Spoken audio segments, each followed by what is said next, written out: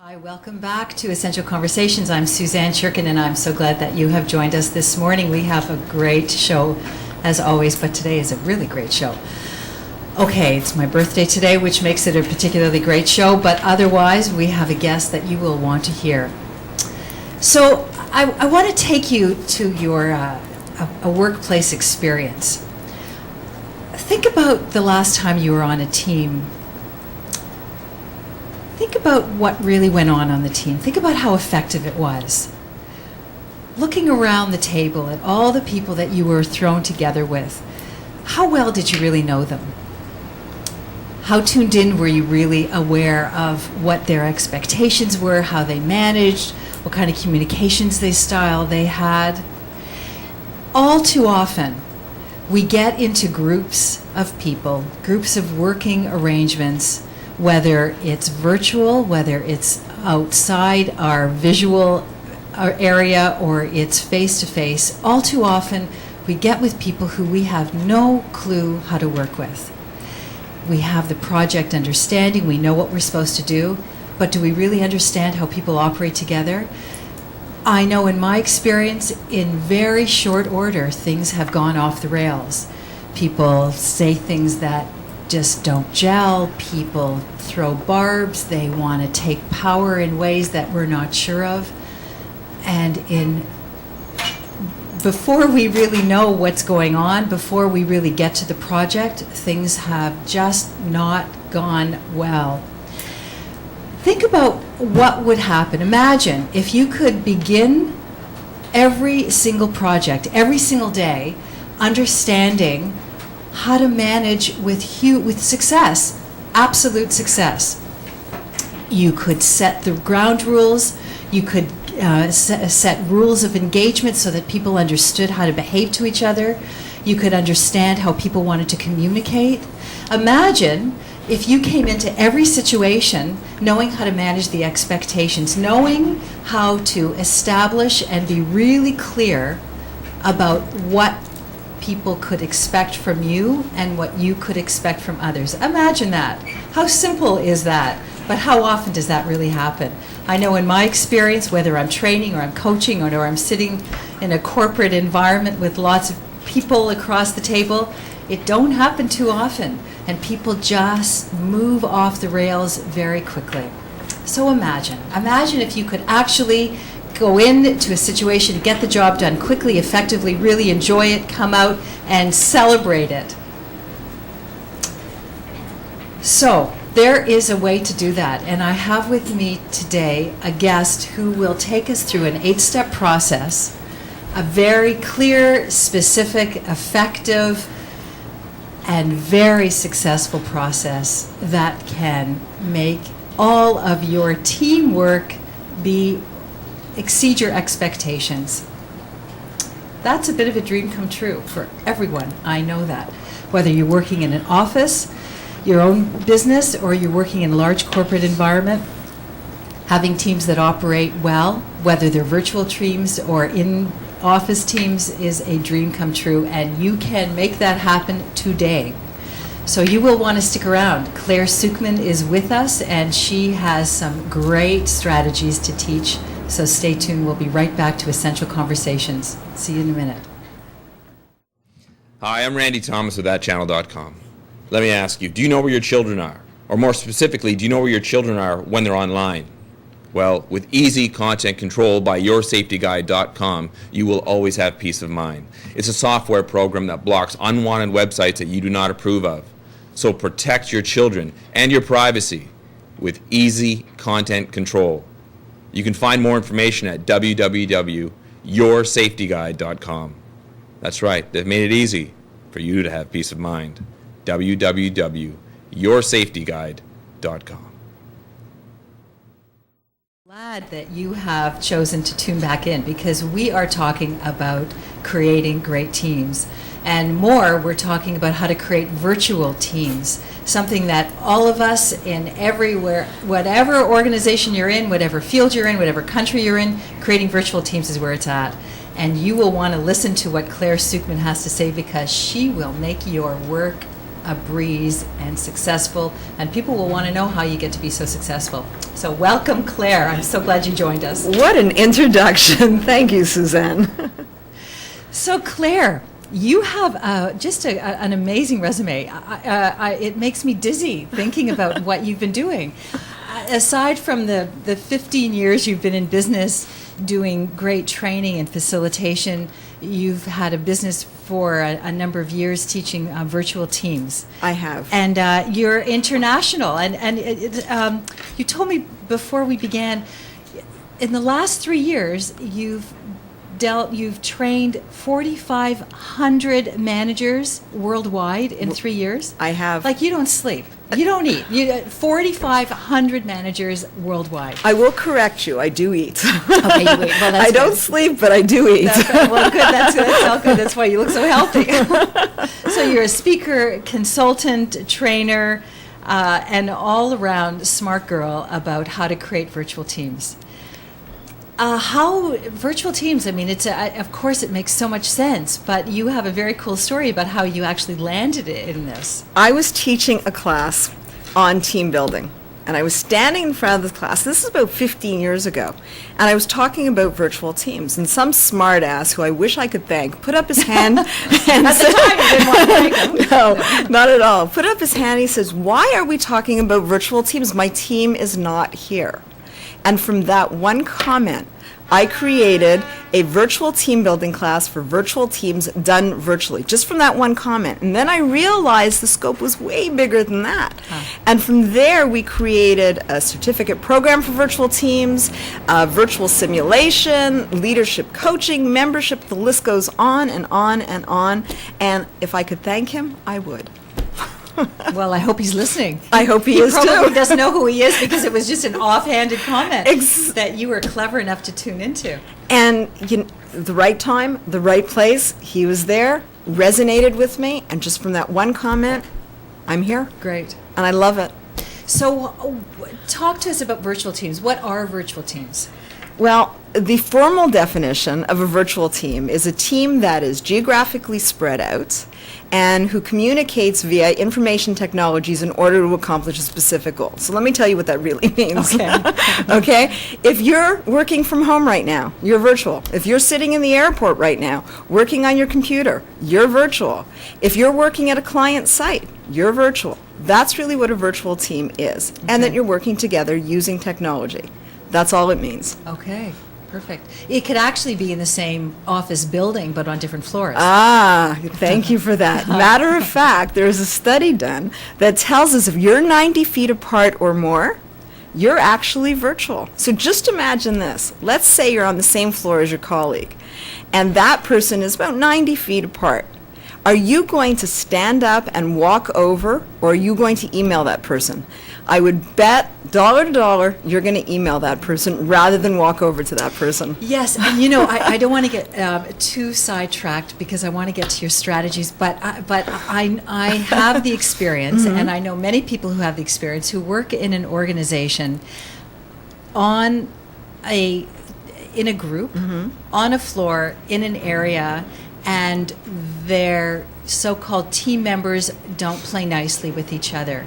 And even if they're in the next office or the next cubicle, they don't play well together. And so they would rather email each other rather than have a face-to-face conversation. And so that in itself would be a virtual team, even if you're 2 cubicles over and it's somebody you need to collaborate with professionally, you don't want to talk to them. I know that's not the way it should be, but it is sometimes. Well, Virtual matter of team. fact, what we're going to be talking about in a couple of minutes is going to deal with that exact issue. Oh, great. So, Okay, yeah, all right. and you're dead on the money. And then there's, of course, that person who emails, and then the person who says, but I never got it. I never got that email, so you have that issue as well. And a virtual team, the concept is also really valuable for managers. I mean, there are a lot of managers who are really good at their job, but who are not really good people managers. And that is rife in the corporate world, and in fact, in any situation. And it's just the way it is. People get promoted because of their skill in the job, not because of their management skill. And so what's happened is that lots of managers just communicate with their team members 90 feet away who are, about the projects, and never talk to them. So this would be a great way to And keep it managers really, together. and the reality is some people just don't have the skills. Yeah. And this helps them. What we're going to be talking about helps them deal with whatever the issue is at the time. So whether it's communication, whether it's how you run meetings, whatever the issue is, this tool that we're going to be talking about in a few minutes will help these managers who may not have those skills. All right, so let's get to it, because I Okay. think that people listening will want to hear what this tool is. Everybody wants a tool. How do I know. do this? And we keep alluding to this tool, Yeah. and we're not saying what Okay. it is. All right.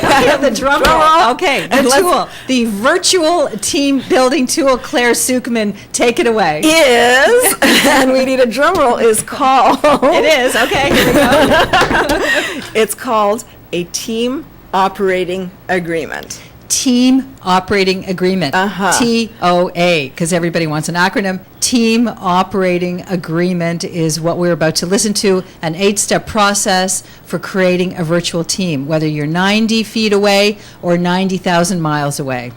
Here we go. And I will be calling it a TOA from now on. Okay, TOA. All right, so here is the 8-step process. Really simple way to do it. So some of you guys might be thinking, well, wait a minute, I'm not a virtual team. I'm a co-located team, a team situated in the same place. Well, this tool, doesn't matter whether you're virtual or co-located, you can use it. So I'm going to take you through how to do it. The first step is you sit down with your team and you brainstorm. If you're face-to-face, that's cool. If you're online, that's cool. So let's imagine you're online and you're using a tool like WebEx. What you do is you get people to brainstorm what they would like to see become part of your TOA. Now, when we talk about what you'd like to see become part of your TOA, every team is unique. So your team will have very different elements to another team. So let me give you some examples of what might go into it.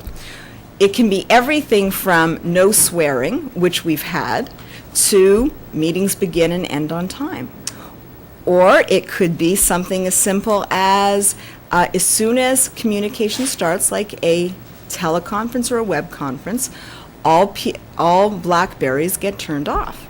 So whatever the issue is, goes into the team operating agreement. So what you do is you get the team to start brainstorming those elements that you would like to see. Now, as a manager, what you want to do is come in with some elements as well. So now you've got this list, which happens to be the second step. So these are, so this brainstorming is about team norms. That's what you're talking about. So when you brainstorm, it's okay. Who wants to? How do you want to operate this meeting? How do you want to run this meeting? Is that how you begin a brainstorming Well, session? let me take a step back. Thank you for that. Okay. First, what you want to do is set the parameters, okay, and explain why we even want to do this. Right. Okay, so let's take this example. We're having an interview right now. Now, I could have spent the entire hour talking about your birthday. Now, And I would have loved that being a Leo. exactly. Now, the audience might be thinking, well, wait a minute, wasn't this supposed to be on something else? Right. Now, this might have been cool for the two of us. The audience might not have liked that very much. Right. So there were expectations here today that we were going to talk about, not your birthday, which is unfortunate, but we were going to talk about this team operating agreement. Right. Now, when you're on a team, your team has expectations. Those expectations are often not communicated. So what happens is conflict occurs. Yes. So what you do is you set up, why are we doing this? Well, it's to manage expectations. And the expectations could be around how do you communicate? How do you run effective meetings? How do you make decisions? How do you manage roles and responsibilities? So whatever your issues are in your team, that's what goes in the team operating agreement. Because every team is unique, it'll be different for my team versus somebody else's team. So it can be, as I said, no swearing, to meetings begin and end on time, to anything that works for you. So what you do is you start brainstorming these lists of things. Mm-hmm. So you brainstorm it, you can put it on a whiteboard. If you're on a WebEx type modality, then you list it. Now, What you then do is you clarify it. So let me explain what that is. Every time we do a TOA, we get something like, we will respect each other. Now, if I asked your audience members what that means, I would probably get 10 to 15 to 20 different definitions. Yes. Okay? Right. So it has to be really clear, so that anybody who comes off the street and looks at it and goes, I know what that means. Yeah. So it has to be really, really clear. Right, because if you were to say we have to respect each other, for me, I immediately think of allowing people their time to talk and not interrupting. As one, and a second, not being late for meetings, and third, ending on time. So those kinds of things for me would be respect. Exactly. And for other organizations or other people, it could be completely different. So what you need to do is you need to clarify what each of those items mean. Okay. Now, let's imagine you have a team of 15 people, and each person comes up with 3 items. That's 45 different team operating agreement items, which is absolutely unreasonable. Right. Okay, you can't, okay, guys, we're going to implement 45 new items.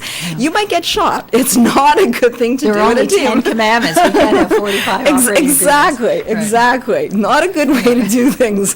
So what you do at that point is you say, now we get to prioritize. If you're on WebEx, then what you would do is say, okay, guys, check off the 5 or 6 items that would make the biggest difference to you. And the 5 or 6 items that gets the most checks are your team operating agreement items. So what we've done so far is we've brainstormed, we've listed, we clarified, now we prioritize. So now we're on step number 5. Wow. Okay, step number 5 is you discuss it. This is where stuff gets real interesting. So what you do is you've got these 6 items. Now, this is all before we're beginning our meeting, before we're beginning our work, actually. Thank you for that. Now, when do you do a team operating agreement? Some people are going to say, look, I'm in the midst of a project. I don't have time to do it. We're working. Anytime you are in a project, whether it's the beginning of a project, in the middle of a project, you do a team operating agreement. This will save you time. I remember years ago speaking to a project manager who's been doing this for like 30 years, and I said, tell me a horror story. Just one horror story where you've gone in, you haven't done a team operating agreement. And he said to me, I've never not done a team operating agreement. It's the most important thing you can do. And with work with every organization, it is the most critical thing you can do. And it's not only for your team. It can be for your entire organization so that everybody knows what the norms are. Right. So Claire Sookman of Yes. Virtual Team Builders, you are giving us a strategy, an approach that sounds like every single person who works with one or more people should do when they begin any project of any size. Thank you. I will tell you a story. I have a salesperson. When he came on board, the first thing we did was we did a team operating agreement. So you are 100% correct. And he said to me, we're not going to need a TOA. And I said, yes, we are. And we created it, and it saved us some major hassles. So absolutely critical. So the next step is you discuss. All right. So this is where it gets real interesting. I'm going to tell you a story around it. I love stories. You've got good stories. I love stories. So you go through the 5 items. Now the key is every single person has to agree to that item. It's consensus. All right. And if one person does not agree, you got to talk it through. So what happens it either gets modified, deleted. If people can't agree, it gets deleted, or if you can't modify it, then it gets deleted, or you accept it. But the only way you can accept it is if every single person on the team says, we're okay with it. Now, let me tell you a story. There was an organization I was working with, and their biggest issue was no swearing. And one person stood up for an hour and fought and fought and fought and said, no, we are not going to swear anymore. I've had it with this bleep word. And it took an hour to get consensus. He would not back down. He would not back down because it was such a critical issue. And it was put in a TOA. So you need to discuss it and discuss it. It's absolutely critical. Now, I've coached companies and they've said, we did this TOA thing, but it didn't work. And the question I asked them is, who created it? Did you create it or did your team create it? And they said, no, we did because we just didn't have time for our team to do it. We being the leaders. The leaders did it. Quite apart from their team members. And they didn't know why it didn't work? Exactly. Okay. And so the first question always is, who created it? Yes. And they said, well, I did. The team didn't, I did. Right. That's why it didn't work. Yes, You have to get buy-in from every single person on the team. Right. Otherwise, it's not going to work. When mommy and daddy give the rules to the kids, they don't necessarily want to follow them. Exactly. Yeah. But when everybody says, yeah, you know what, that's cool. Right. And yeah, this is important, then you get buy-in. So before we carry on, I want to just talk a little bit about how you actually facilitate this. Okay. So quite likely, the person facilitating or starting this terms of agreement discussion is going to be the manager or the person in charge of the team. And quite possibly, they're the ones who will be least adept at maintaining the rules. Right. And they may not be facilitating this discussion in the most successful way. So how would you manage that situation? Well, there's two ways that we create a team operating agreement, and you hit on an issue. The first way is that we could teach you the 8-step process, and then you go back to your organization and you create it. That doesn't always work. Right. Now, the other way is that we work with you on creating it. And then what we do is a month later, we come back and evaluate it, which happens to be step number 8, which we'll get to after. And we'll evaluate it to make sure it's being used. And if it's not, we'll help you adapt it so it can be used. So we'll look at those items that are no longer working for you and find out why, and then help you deal with that. So you, from Virtual Team Builders, would come in and conduct this conversation of creating a terms of agreement Exactly. sheet, terms of agreement list. Exactly. Yeah, And yeah. what we would do, because it is time consuming, and some people say, it's just too time consuming, the bottom line is, if you want your projects to be on time and under budget, then and where people want to come back to your team and still want to work with you, then you need to do something like this. Right. And the most successful teams are teams that are doing something like this. And so these are teams who are just not operating. It doesn't necessarily have to be a huge project. It can be any size of project. Absolutely. With my salesperson, it was one person. Right. So it can be one person, it can be 5, or it can be an entire organization. It really doesn't matter. Right. It really doesn't matter. So the next step, after you've discussed this, then you adapt it. Okay. All right, which is the key. Exactly. I like to call it, and a colleague of mine laughs at me every time I say this, it's a living, breathing document. So it's something that gets changed over the course of a project's life. Now let's imagine, I'm going to use you as an example, may I? You may. Okay. And this is not true, listeners, okay? But Suzanne's always late. So instead, and she's not, by the way, she's always on time. But let's just say we had a team member who was always late, okay? Instead of now pointing and saying, you're always late, we can say, as a team, we've decided that we're going to come to meetings on time, Right. okay? It's not happening. So we need to adapt this. And then we change it. Then we change it up because it's no longer working. But I'm no longer pointing my finger at you. Right. Okay? I'm no longer saying it's you. Right. It's we have decided as a team. So I don't know if this is on your terms of agreement, but just further to that, I Please. was once on a team where a team norm was to be on time because we always started late. And what I have discovered too is adults, like children, need consequences, or there needs to be some place where it lands. You can't just put it on a piece of paper and say it, everybody agrees and says, yes, I believe it, and then behavior doesn't change. There has to be something that forces behavior. Some people need a carrot. And so in this particular team, it was great because it wasn't punitive. It wasn't, okay, you have a detention, you have to write lines, nothing like that. It was, you had to put a toonie in the kitty for a Christmas party. And there's one person who ended up paying for the entire Christmas party because they were always late. But hey, that's the way it was. And we started on time. We didn't wait for them because the team norm was to start on time. And nobody pointed the finger. We would just push the jar over to the person to make sure that they put their toonie in and carry on the meeting. And it was all cool. And that's exactly, thank you. You hit the nail on the head again. What happens, what the most important team operating agreement element is what happens if people do not comply, because the reality is people will not comply at certain points. So you're 100% right. And there's two schools of thoughts, and you hit it again.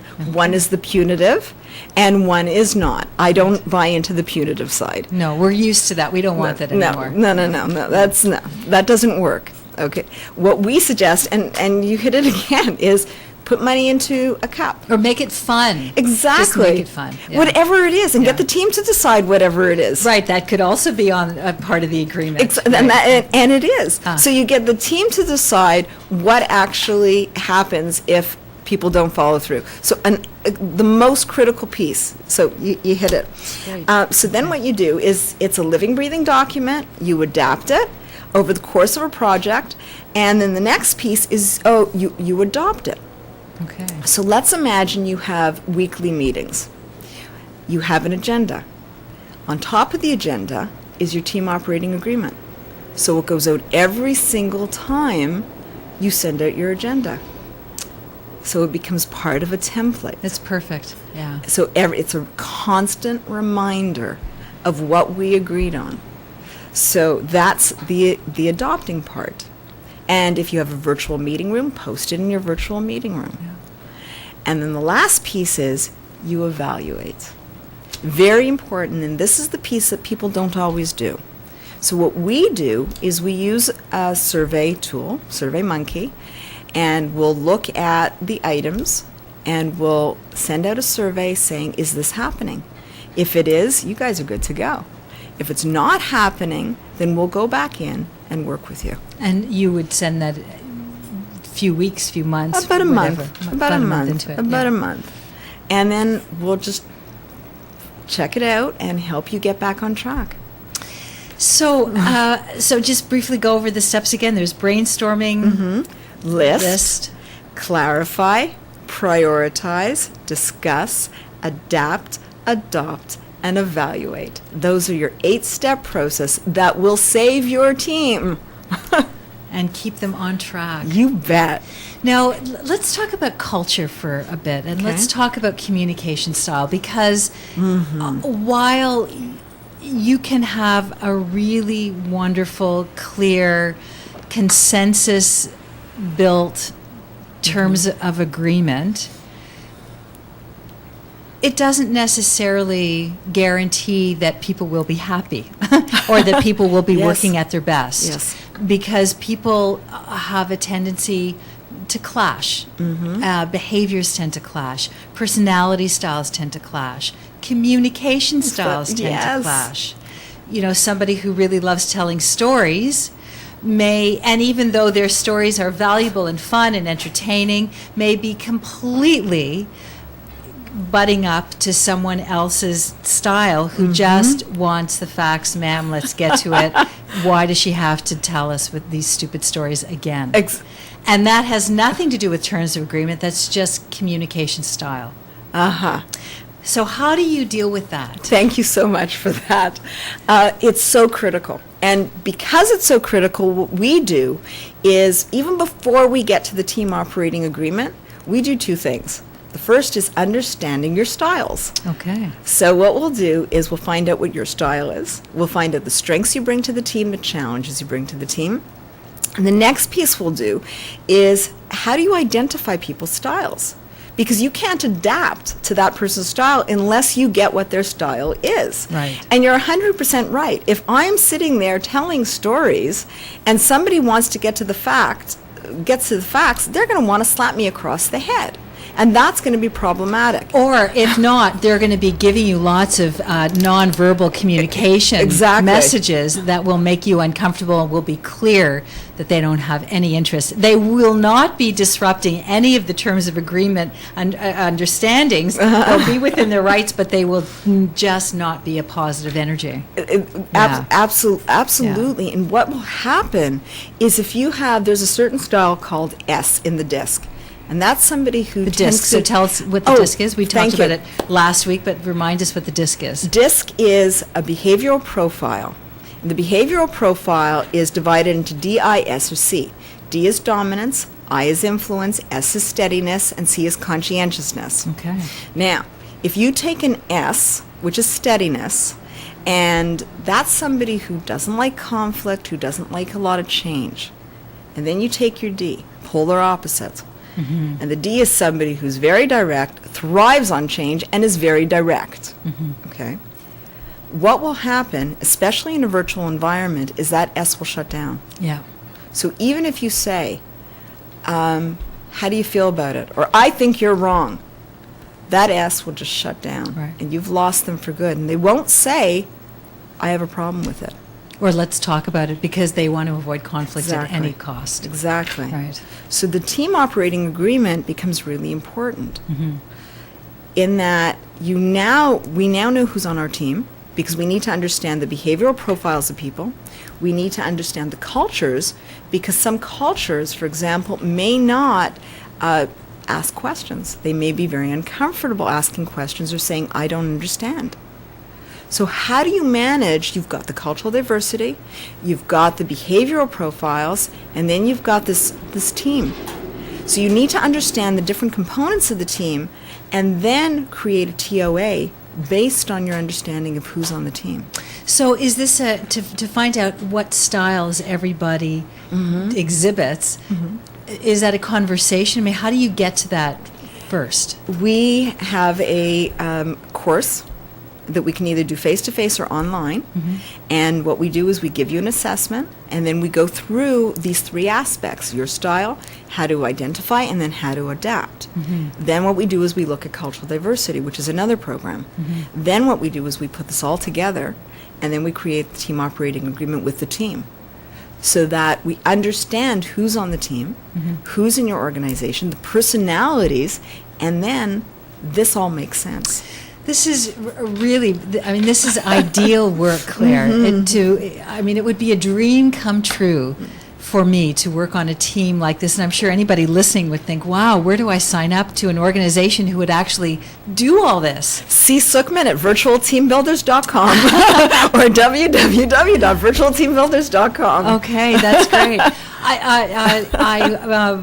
We will repeat that at the end of the show. What I'm wondering about, too, is what kind of organizations will actually take the time and care to do this, because an organization that buys into doing this, putting their staff and their team members through communication style, rigorous understanding, and team building, that's an organization that really obviously cares for how things operate. Absolutely.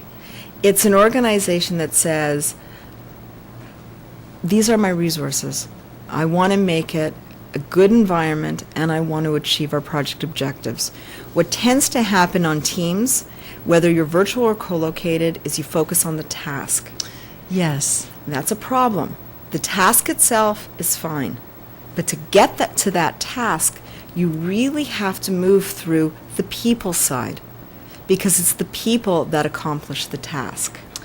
And I think that simple but true statement is so often overlooked, Because organizations are focused on the task, the bottom line, get it done, and figure it out, but just get it done. And that's a D, in the disc, that's a typical D thought, okay? And that's the kind of management style that you find most often.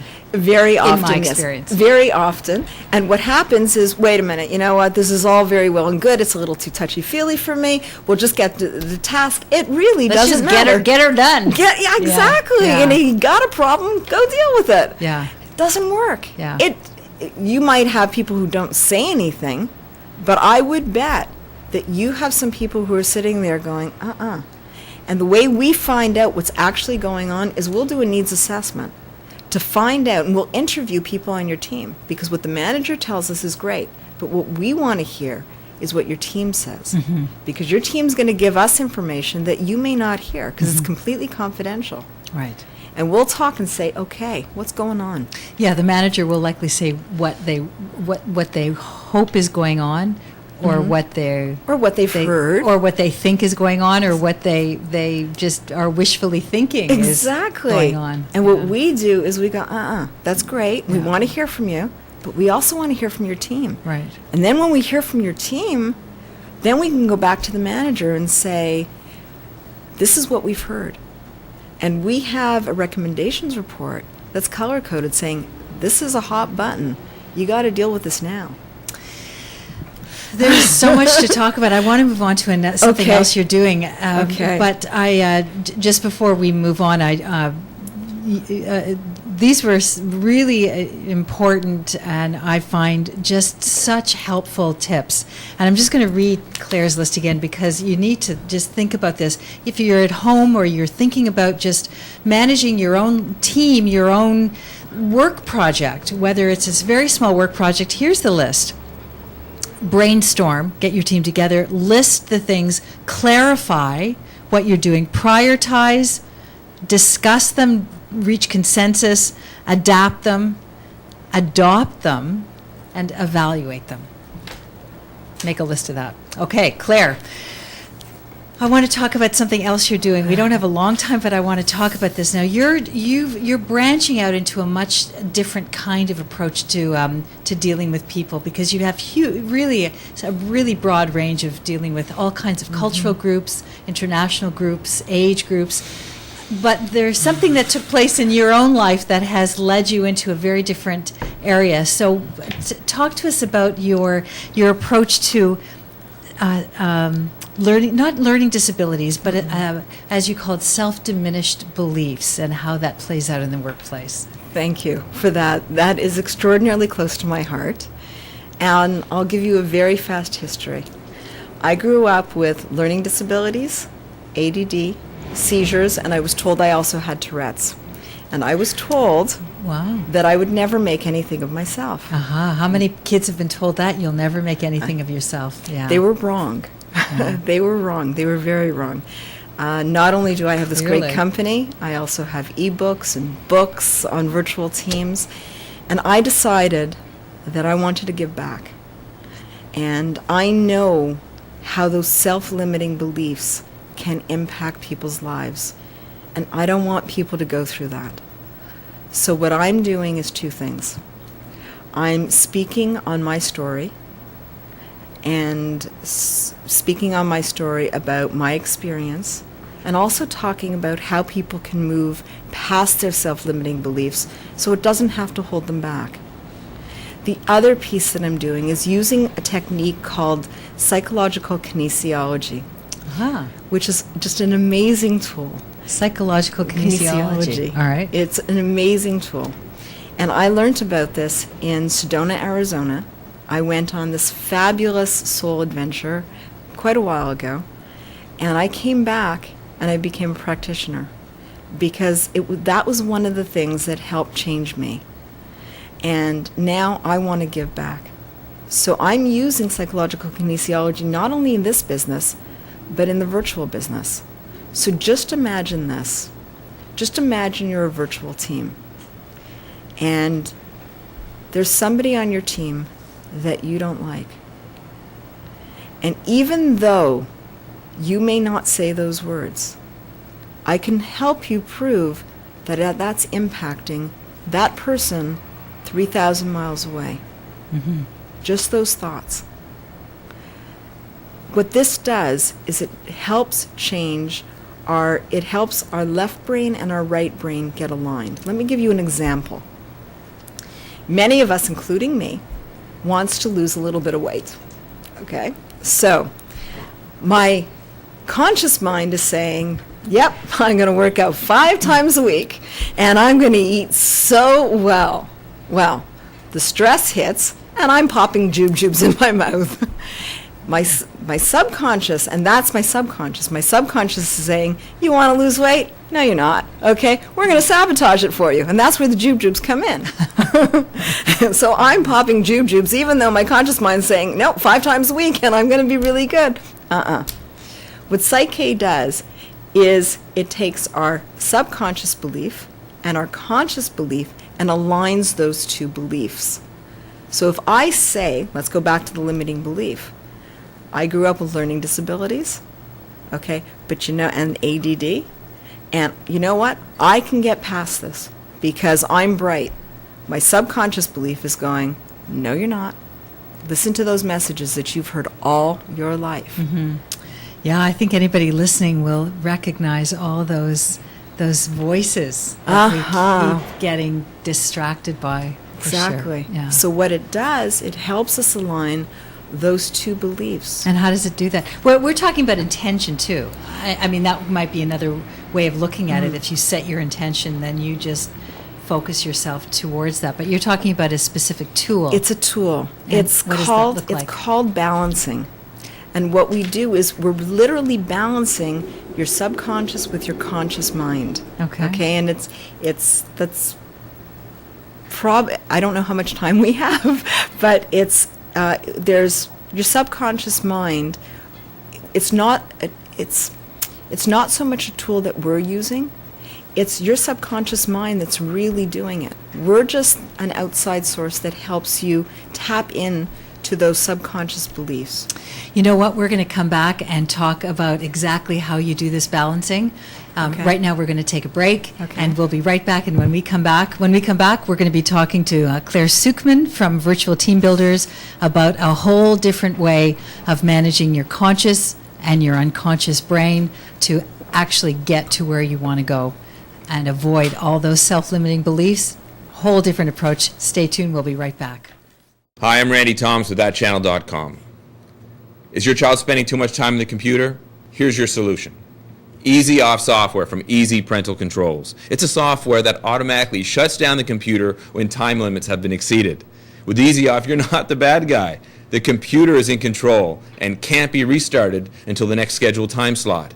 So protect your children and your privacy. For more information, go to www.yoursafetyguide.com. That's right, they've made it easy. www.yoursafetyguide.com. Welcome back to Essential Conversations.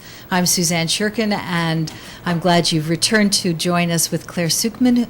We're talking about how to put your conscious mind, your unconscious mind together to create the success that you want. And Claire, I'm happy to say, is working on a new business proposition that will help us do that. Just Exactly. really briefly, I know that you're in the middle of developing this, but just really briefly, where are you going with this idea? Well, where I'm going with it is really two things. One is for the virtual business, and I can give you a concrete example.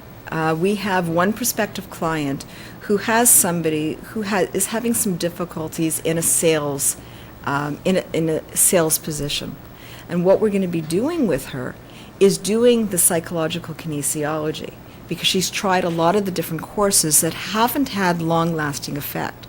What is good about the Psych-K, or psychological kinesiology, is once the issue is dealt with, it's really dealt with. And so you can spend an hour on one issue, and it's like peeling layers of an onion. And once you peel those layers of an onion, the issue is really dealt with. So we're going to be doing that. So this Psych-K will be implemented in the virtual team building business, and it will also be implemented more in a coaching perspective in the other business. And this is something that we're developing. We're writing courses around it. We're going to be integrating the coaching side of it. We're not quite there yet, but we're moving towards that. Cool. But it's really exciting. And it's so important. And I know it helped me, and I really want to help other people with it. Well, it sounds great, Claire, and just for those listening, we all come against people who we just can't manage through, and we come up with ourselves that we just can't break through what we really want to do, and we all come up. You meet different people and different approaches that will promise to get you to a new level in your life, a new level in success. And Claire, I believe, has something that she's going to come back and talk to us about psychological kinesiology as soon as it's organized and sorted out. I'm really looking forward to hearing about how to manage the left and right sides of our bodies, our unconscious, and really create more of an integrated approach to life. I would love to come back and talk to you about that. All right, Claire. Well, as soon as you've got it all organized, you got a spot here. I got your number. All right. And just on that note, remind us how to get in touch with you so that we can find out more about virtual team building, whether you're 90 feet away or 90 galaxies away from your team. www.virtualteambuilders.com. The email address is csookman, SOOKMAN, at virtualteambuilders.com, and our local number is 416-398-5160. All right. Thank you, Claire. And thank you, ladies and gentlemen, for tuning in again to Essential Conversations. It's been a pleasure being with you this hour, and I look forward to seeing you next week. And in the meantime, speak nicely to each other. See you next week. Bye.